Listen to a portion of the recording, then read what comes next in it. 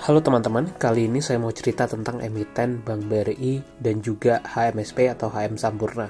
Nah, di video kali ini saya akan sharing tentang pengalaman saya mendapatkan untung yang cukup lumayan dari kedua saham ini. Ini adalah sharing yang mudah-mudahan dapat jadi inspirasi ataupun juga bisa ada manfaat yang bisa teman-teman petik dari video kali ini. Nah, langsung aja.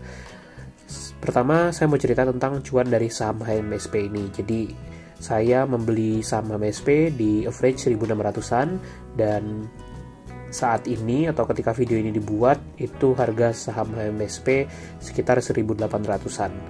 Ini data perdagangan atau harganya, dan di sini saya dapat capital gain sekitar 13%, nggak terlalu tinggi sebenarnya, tapi ini menjadi untung yang bisa dibilang ya cukup lumayan lah di tengah kondisi market yang lagi crash, kemudian juga pandemi COVID yang masih belum selesai, dan plus ini saya dapatkan juga dengan nilai dividen yield sekitar 7,29% kalau lihat dari average saya. Jadi dapat capital gain, terus dapat juga dividen sekitar 7%-an. Nah, soal analisa lengkap HMSP saya pernah bahas di video yang berjudul Cuan dari Saham Merokok, Analisa Fundamental HMSP. Anda bisa tonton video itu. Tapi di sini saya mau bahas sekilas kinerja HMSP. Jadi HMSP ini perusahaan bagus. Kita lihat di sini data dari 2010 sampai 2019, penjualan mereka itu terus meningkat dan net profitnya juga terus meningkat dari tahun ke tahun. Di 2019 salesnya mereka itu sekitar 106 triliunan, dan kalau kita lihat ini net profit margin juga konsisten di angka belasan persen, kemudian return on equity juga selalu di atas 30-an persen. Jadi HMSP ini punya kinerja fundamental yang sangat bagus dan juga profitnya bagus, profitabilitasnya juga keren gitu. Dan kebetulan saat saya membeli, valuasinya cukup murah karena saya beli di valuasi PE ratio sekitar 10-15an. Jadi saya bisa dapat saham consumer goods yang bagus dengan valuasi yang terbilang cukup murah. Nah, itu yang HMSP. Gimana yang BBRI? Jadi di pertengahan Mei 2020 itu saya sempat bikin prediksi ketika harga BRI sekitar 2.200-an. Saya prediksi dalam sebulan itu harganya akan naik ke 2.700, dan waktu itu saya langsung ambil posisi cukup banyak di range 2.200-an tadi.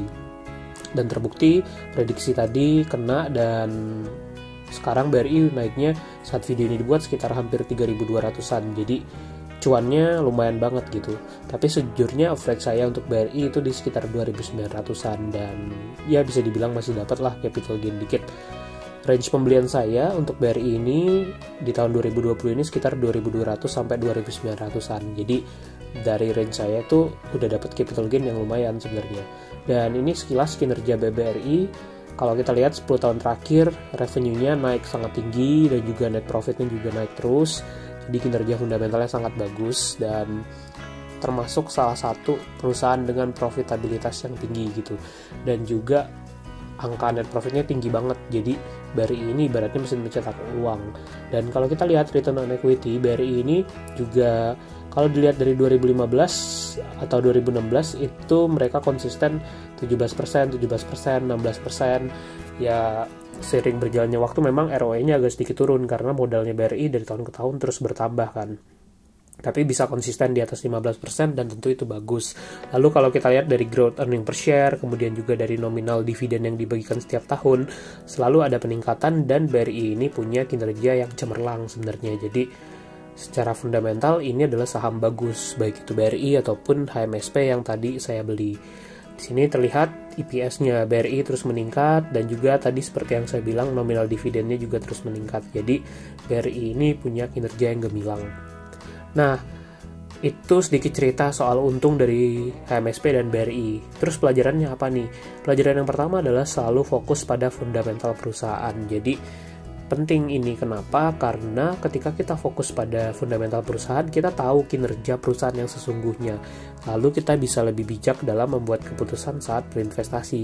Dan yang penting juga kita akan lebih tenang gitu saat membeli sebuah saham karena kita ngerti gitu ini perusahaannya sebagus apa, kondisi keuangannya gimana, kinerjanya seperti apa. Jadi kita nggak gampang dipengaruhi sama berisiknya berita-berita di media atau orang yang tebar fir. Jadi kayak kita tahu dan bisa lebih tenang dalam berinvestasi. Jadi ketika harganya turun, kita tahu kok ini hanya penurunan harga yang bersifat sementara, bukan perubahan di fundamental, jadi kita tetap yakin untuk membeli.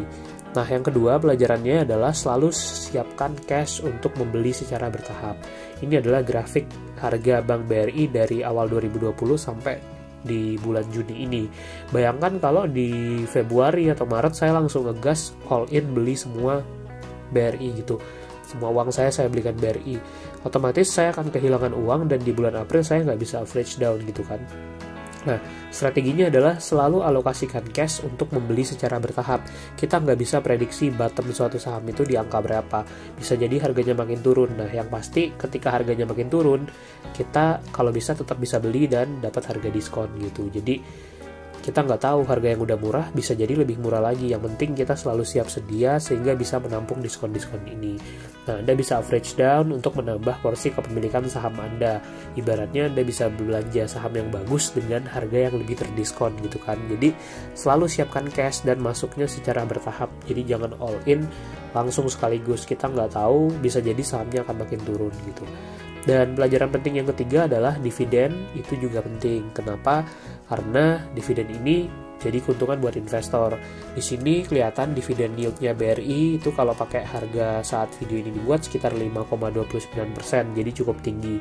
Nah, HM Sampurna bahkan dividen yieldnya bisa di atas 6% ini. Jadi dua saham ini bagus dan dia memberikan dividen yang cukup lumayan. Nah, kenapa dividen ini penting buat saya? Karena satu, dividen ini adalah garansi profit seorang investor.